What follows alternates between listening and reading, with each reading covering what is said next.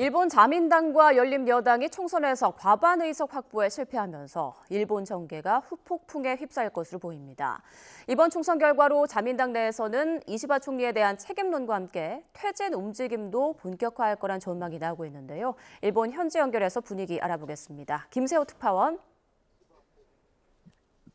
네, 이번 일본 중의원 총선은 여당의 과반 붕괴 그리고 야당의 약진으로 요약됩니다. 이시바 총리가 이끄는 집권 자민당은 191석, 연립여당인 공명당은 24석 확보에 그쳤습니다.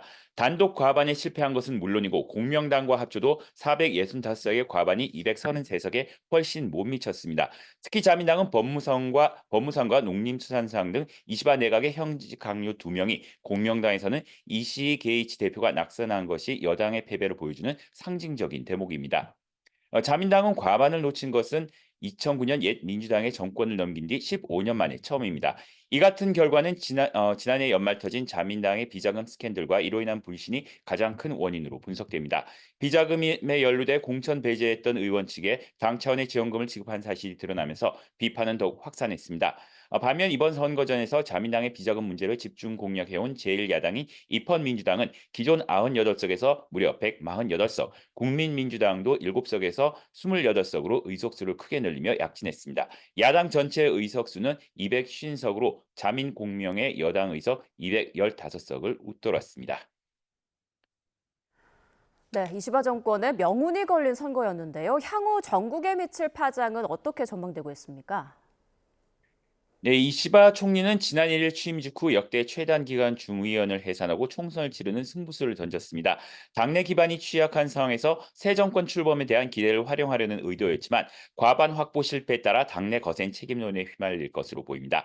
당내 반대파를 중심으로 한 이시바 퇴진 움직임도 본격화할 가능성이 있습니다. 이시바 총리는 이번 결과에 엄한 심판을 받았다면서도 물러날 뜻은 없음을 시사했습니다. 직접 들어보겠습니다.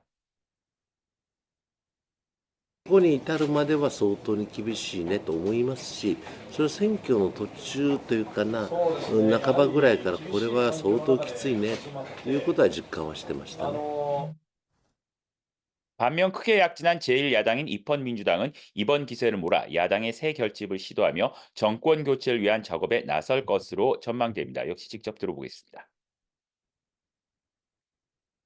政権交代こそ最大の政治改革と言っている以上、そのチャンスがあるならば、この選挙の結果を踏まえて、各党と誠意ある対話を始めて 다음 달 특별국회에서 기존 내각은 총사퇴하고 총리를 다시 선출해 새 정부를 구성하게 됩니다.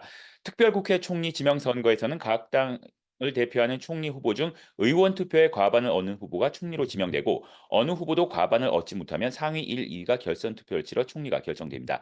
자민당은 특별국회 전까지 공명당 외 야권의 다른 세력과 손잡고 과반을 확보하지 못할 경우 총리 자리가 위태로울 수 있는데요. 이런 상황에서 야당 의석을 모두 결집하면 총리 교체도 가능하지만 야당 간 노선이 다른 만큼 현실화하기는 쉽지 않다는 전망입니다.